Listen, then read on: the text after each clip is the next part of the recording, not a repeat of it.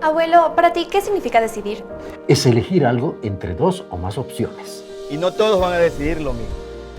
Porque cada uno tiene su propia opinión. ¿Y su punto de vista? Por ejemplo, este 20 de agosto decidiremos en la consulta popular sobre la actividad petrolera en el Yasuní.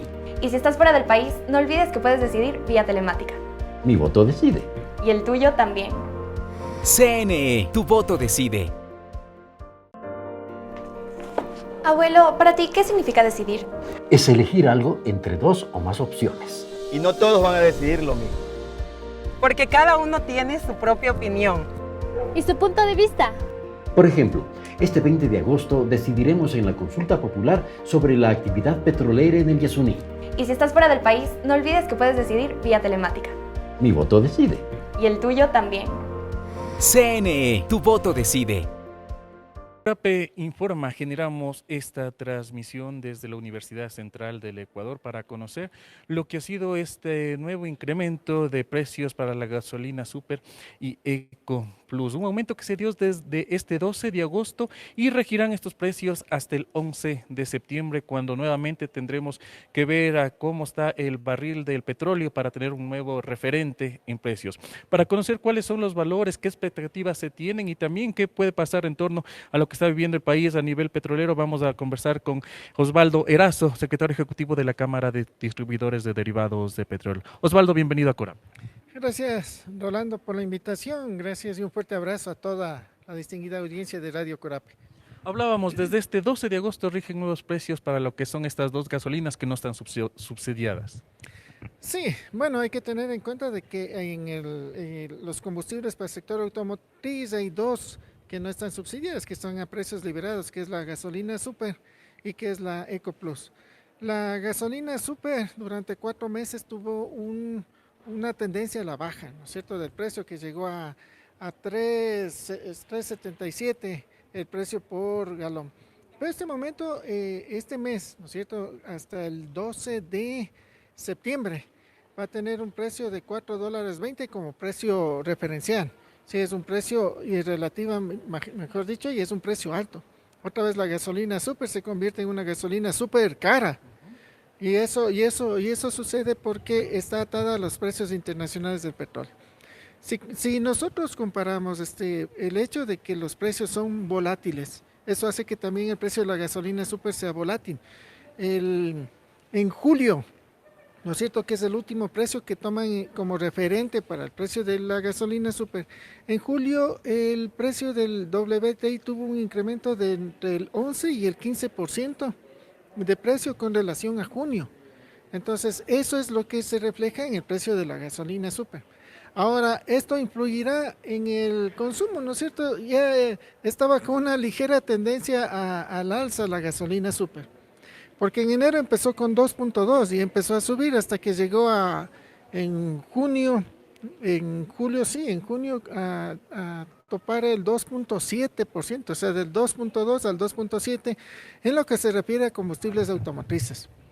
Pero lastimosamente este incremento va a hacer que baje el consumo nuevamente, con las consecuencias que tiene. Porque primero, la gasolina Super es un combustible que no está subsidiado, entonces al Estado le interesa que se consuma más un combustible que no está subsidiado, ¿no es cierto? Primero, y es un combustible que paga más IVA, y aparte que es más amigable con el ambiente. Entonces hay algunos efectos negativos en lo que se refiere a este incremento de precios, que más bien hace que baje el porcentaje de consumo. Y un porcentaje también que técnicamente representa para las arcas del Estado, ya que al ser subsidiado también tiene que invertir en este proceso. Claro, primero de que no olvidemos de que la gasolina Super tuvo hasta el 2018, cuando se le liberó, tenía una participación del 8.8% del mercado de combustibles automotrices. Antes, en el 2012, llegó a tener el 14%. Pero supuestamente cuando le mejoraron la calidad de las otras gasolinas, ya hubo una primera migración del consumo de la Super a la gasolina extra y en la costa de la Ecopaís. Pero también en lo que se refiere a las gasolinas, ¿no es cierto? En el año 2018, cuando tenía el 8%, cuando se liberan los precios, ahí es cuando comienza a bajar los precios. ¿Tenemos un precio alto? Sí. No se llega a los niveles que se llegó en febrero, marzo del año pasado, cuando se llegó a $5.20 el galón. Pero en todo caso es un precio alto al cual el mercado ecuatoriano todavía no está acostumbrado. Eso en lo que se refiere a la gasolina super. Pero si le vemos nosotros en lo que se refiere a la EcoPlus que salió hace un año como novelería del gobierno, como un proyecto, un experimento del gobierno, que se les anticipó de nuestra parte, se les anticipó de que eso iba a ser un fracaso. Y eso se demuestra en la práctica. Es un fracaso lo que el gobierno hizo con esto de la gasolina EcoPlus. ¿Por qué? Porque esta gasolina, primero es de 1.200 estaciones a nivel nacional, prácticamente 34 son las que están distribuyendo este combustible. Y aparte de eso, representa dentro del mercado de combustibles automotrices apenas el 1 por 1.000. O sea, es nada. Si nosotros nos quejamos de que la gasolina super es un consumo marginal con el 2.7, la gasolina EcoPlus es totalmente, no llega ni a marginal con el 1 por 1.000. El gobierno debería aceptar que fue un error, que fue un fracaso y sacarle del mercado esta gasolina. Al retirarle del mercado, ¿cuál sería la opción? ¿Tal vez mejorar el octanaje de la gasolina super o cuál sería la opción si le sacan la EcoPlus? Bueno, la opción ya el consumidor ya lo está haciendo.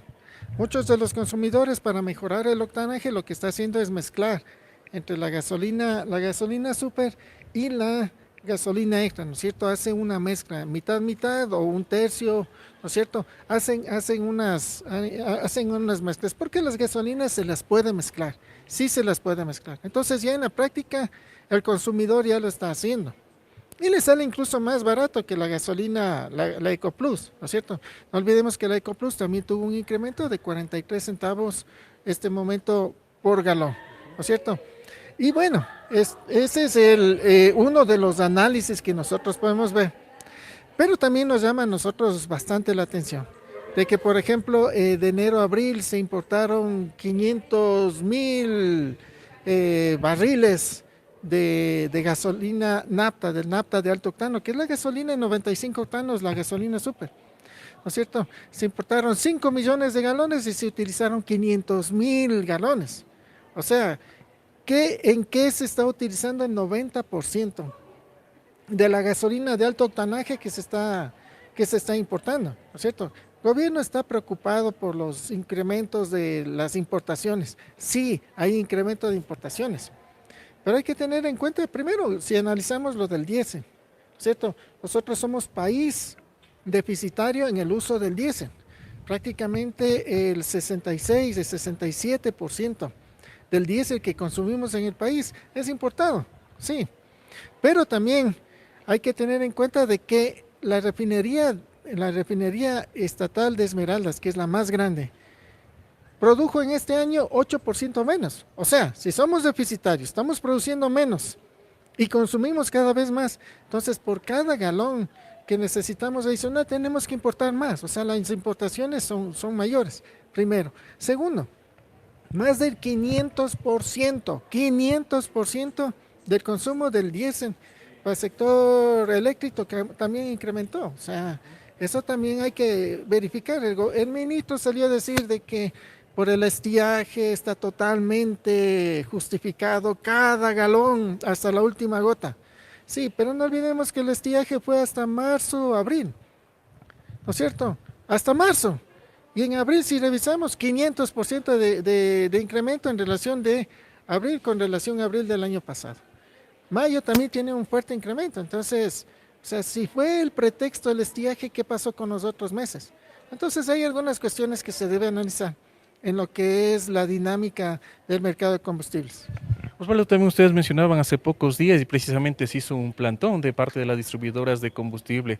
Han pedido ese respeto de los precios de comercialización, también el margen que ya estaba establecido, que se los volvió a quitar, y también pedían seguridad. ¿Cómo avanzó el tema? ¿Lograron ya algún acercamiento? ¿No ha tenido al momento alguna respuesta el gobierno? Bueno, nosotros se solicitó al gobierno algunas cuestiones. O sea, La situación de inseguridad no es solo de las estaciones de servicio, sino a nivel nacional.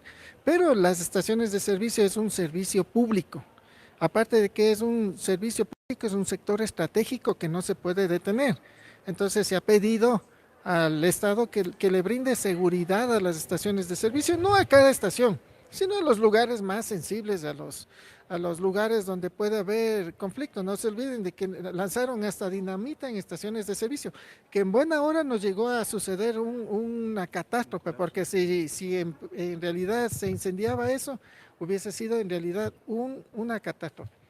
Eso en lo que se refiere a seguridad. En lo que se refiere a cupos, en este momento el Estado está generando cupos a las estaciones de servicio, les está dando cupos en lo que se refiere al uso del diésel. 455 estaciones de servicio les fijaron cupo. Eso significa que a finales de este mes, si el gobierno no abre el consumo del diésel, va a haber escasez en algunas estaciones de servicio, principalmente en lo que es Manta, ¿no es cierto? O sea, no toma en cuenta de que en un análisis se tiene que hacer un análisis comparativo entre un año normal con un año normal. Y hace un comparativo del primer semestre de este año 2023 con el primer semestre del año 2022. En el primer semestre del 2022 todavía la economía no se recuperaba totalmente después de la pandemia. Pero este ratito hacen comparativos del primer semestre del 2023 con el primer semestre del 2022 y dice de que no hay justificativo del crecimiento. Ahora, cierto es de que hay un incremento en el consumo, pero tenemos que nosotros hacer la comparación. El primer semestre del 2023 con el primer semestre del 2019, que fue el último año normal. Y en el incremento del primer semestre del 2019 con el primer semestre del 2023, el promedio de incremento fue del 5% en el consumo de combustibles para el sector automotriz, 5%. O sea, en promedio de 1.22 en los últimos 4 años. O sea, ¿cuál es el crecimiento desmedido? Es cuestión de ver cuántos autos están incrementándose. El gobierno está preocupado en que se dé un buen uso del combustible. Sí, que le den el buen uso, es necesario. Pero ya las estaciones de servicio de frontera son de propiedad de Petroecuador. Sería bueno preguntarle a Petroecuador si están controlando el buen uso del combustible, si disminuyó el consumo del combustible, si disminuyeron los subsidios.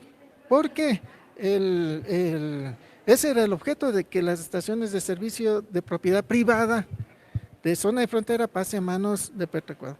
Y en lo que se refiere a los más, sí, hay el pedido, ¿no es cierto? Hay una hoja de ruta. Esperamos de que en esta o la próxima semana ya nos den una cita con el presidente de la República para poder explicarle de primera mano lo que está sucediendo en el sector. Prácticamente el 50% de las estaciones de servicio están trabajando en límite financiero crítico o menos. Claro, hay estaciones y hay estaciones, ¿no es cierto? Las están bien financieramente o no tienen problemas financieramente las que están cerca de los terminales, o sea, las que están en Quito, en Cuenca, en Guayaquil. Pero en cambio las que están en zonas rurales, que tienen que pagar en transporte 6, 7 veces más que las que están en las ciudades y que venden menos y que todos tienen que vender a un mismo precio.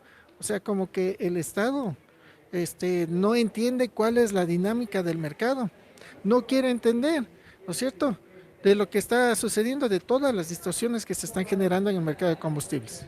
Osvaldo, también, bueno, para ir concluyendo también, este domingo los ecuatorianos vamos a votar también para autoridades, pero también lo que es un tema importante que se ha mencionado en el debate presidencial, que es la explotación o no del Yasuní ITT. Esto es un tema que muchos lo han puesto en tapete. ¿Ustedes cómo lo ven? Bueno, aquí hay diversos criterios, ¿no es cierto? Lastimosamente las cuentas, Petroecuador se contradice con las cuentas. No es difícil entender eso porque el ministro Santos señaló de que Petroecuador no tenía contabilidad, ¿no es cierto? Entonces, claro, ahí entendemos de que salen con unas cifras, después con otras cifras, sí, pero hay que ver lo que pasa, por ejemplo, con el petróleo que sale de allí. Es un petróleo súper pesado, es API 14, que es un petróleo bien pesado. Pero según las cifras del Banco Central, lo que el Ecuador exporta, lo mínimo que exporta es API 17, o sea, sí pesado, pero no tan pesado. Entonces ahí queda la duda, ¿qué es lo que están haciendo con ese petróleo? le mezclan con el otro petróleo de buena calidad, ¿no es cierto? Y que por esa mezcla nos castigan por cada barril en 11, 12 y hasta $13 por barril. O ese petróleo lo utilizan para generar en las refinerías residuos, asfaltos, fuel oil, que tienen precios mucho menores. Entonces, claro, desde ese punto de vista, financieramente, la afectación o el cierre de ese campo no sería tanto como lo están diciendo. Ok, queremos agradecer a Osvaldo Erazo, secretario ejecutivo de la Cámara Nacional de Distribuidores de Derivados del Petróleo, con quien hemos hablado principalmente de los temas de este 12 de agosto, en donde se incrementó el precio de la gasolina super y también la Eco Plus. Es el informe que nosotros les hemos llevado desde aquí, desde la Universidad Central. Si le gustó este video, le invitamos a seguir compartiendo, suscribirse al canal y que ya que encuentra información de primera mano. Mamá, ¿crees que se toman decisiones importantes todos los días? Bueno, sí, decidimos todos los días. Pero las decisiones importantes tienen fecha y momento exacto. Por ejemplo, este 20 de agosto únicamente la ciudadanía empadronada en el Cantón Quito Decidirá en la consulta popular sobre las actividades de minería metálica en el Chocó andino. Y esto no pasa todos los días. Mi voto decide. Y el tuyo también. CNE, tu voto decide. Mamá, ¿crees que se toman decisiones importantes todos los días? Bueno, sí, decidimos todos los días. Pero las decisiones importantes tienen fecha y momento exacto. Por ejemplo, este 20 de agosto únicamente la ciudadanía empadronada en el Cantón Quito Decidirá en la consulta popular sobre las actividades de minería metálica en el Chocó andino. Y esto no pasa todos los días. Mi voto decide. Y el tuyo también. CNE, tu voto decide.